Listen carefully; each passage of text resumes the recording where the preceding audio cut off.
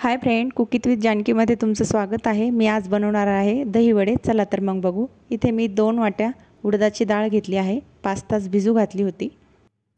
आता आपल्याला ही मिक्सरच्या भांड्यामध्ये बारीक करून घ्यायची। मिक्सरच्या भांड्यामध्ये पाणी बिलकुल घालायचं नाही, आपल्याला बिना पाण्याचीच बारीक करून घ्यायची।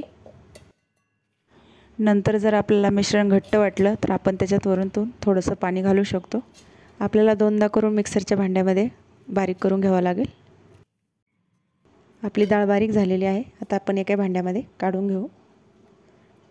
परत दुसरं भांडं आपल्याला लावून घ्यायचं बारीक करायला। चॅनलवर पहिल्यांदाच असाल तर लाईक करा, शेअर करा, सबस्क्राईब करा, बेल आयकॉनला क्लिक करा, शेवटपर्यंत व्हिडिओ बघा। आता आपलं हे मिश्रण तयार आहे। आता आपल्याला व्यवस्थित असं फेटून घ्यायचं। आपल्याला 2-3 मिनिटं आपल्याला असं फेटून घ्यायचं। एकदम हलकं मिश्रण होईपर्यंत फेटायचं।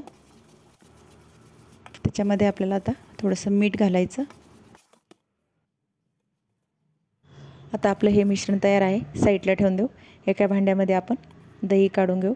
त्याच्यामध्ये आपण 2 मोठे चमचे साखर घालून घेऊ आणि थोडंसं पाणी घालू आणि व्यवस्थित असं मिक्स करून घेऊ। तेही आपण नंतर साईडला ठेवून देऊ। आता आपण वडे करायला घेऊ।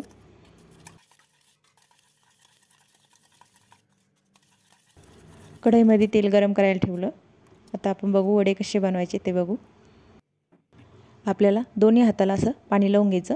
हातावरती आपलं हे मिश्रण घ्यायचं आणि दोन्ही हाताने असं त्याला गोल गोल करून मग कढईमध्ये सोडायचे। सगळे वडे आता आपल्याला असेच तळून घ्यायचे। गॅस कमीच ठेवायचा।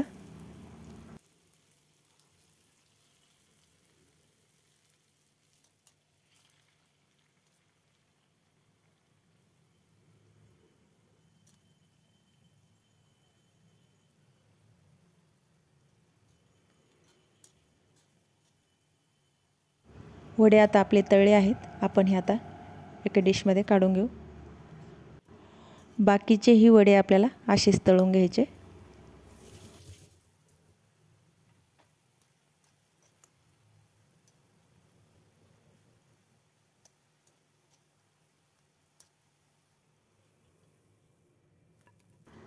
आता आपल्याला एका बाउलमध्ये पाणी घ्यायचं।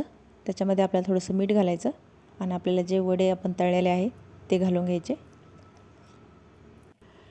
जेवढे वडे आपल्याला सर्व करायचे तेवढेच वडे याच्यात घालून घ्यायचे। आता आपल्याला हे 5 ते 7 मिनिटं असे पाण्यामध्ये ठेवायचे। नंतर आपल्याला काढून घ्यायचे। तुम्ही बघू शकता याचा रंग चेंज झाला आहे।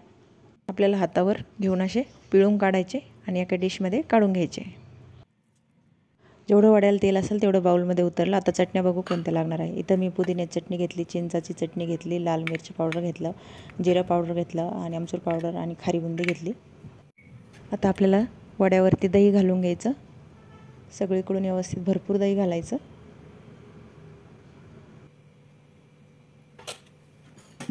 आता आपल्याला याच्यावरती जिरं पूड घालून घ्यायचं, आमचूर पावडर घालून घ्यायचं, नंतर लाल मिरची पावडर घालून घ्यायचं, नंतर याच्यावर चिंचाची चटणी घालून घ्यायची आणि याच्यावरती पुदिन्याची चटणी घालून घ्यायची, खारी बुंदी घालून घ्यायची आणि आपली दही वडे तयार आहेत।